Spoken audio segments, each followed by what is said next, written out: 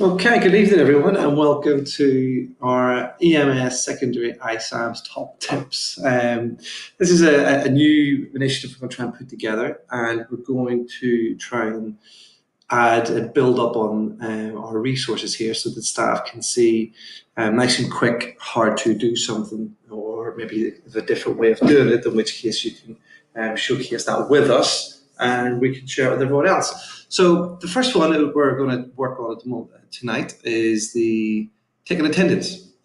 Taking attendance is pretty straightforward for everyone, so this is more a refresher for us all. Quickest way to do it is over on the right hand side through our blue quick links. Take a register, class will pop up. We can then go to the class that we want to take, and that will then pop out. I'm just going to choose the first one that pops up here. Obviously these lessons have all been taken. I can see this register has already been taken, but I just want to run through quickly. There's a few questions about what should actually be added. ISAMS is built on the foundation, if you like, that there's no symbols or letters that the teacher needs to enter. It's built on a no or a yes. And if it's a yes, but they arrive late, then it's in three simple boxes. So just no, yes, and arrive late. So if they're absent, it's a no. If they're in class, it's a yes. If they arrive late by 10 minutes, then I'm simply entering in the data here to which ISAMS will then pick it up.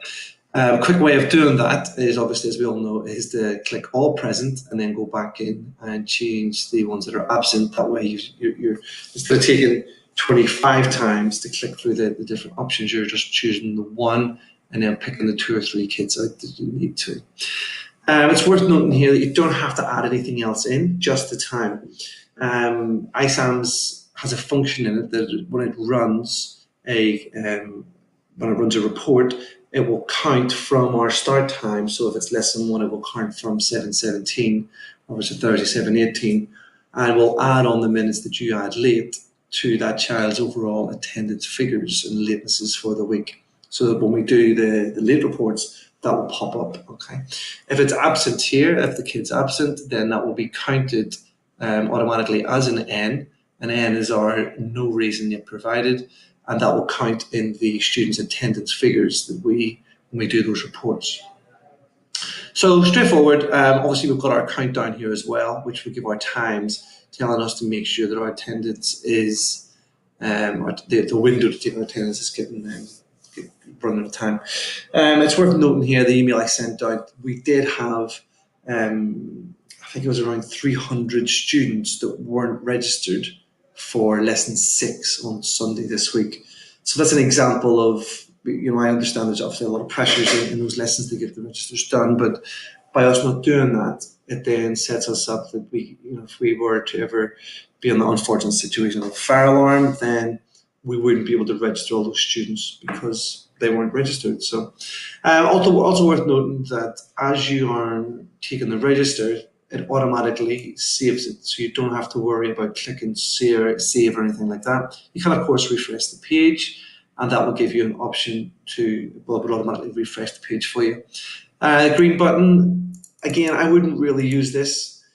It's there to add a note, but if the child's late, when we run a report, it will already tell us that the kid's late, depending on, well, it's normally an N.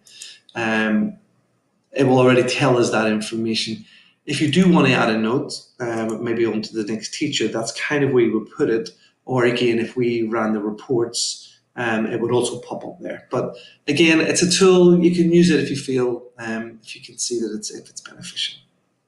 And that leaves us to the end. So thank you. Hope this has been a little bit of help for you.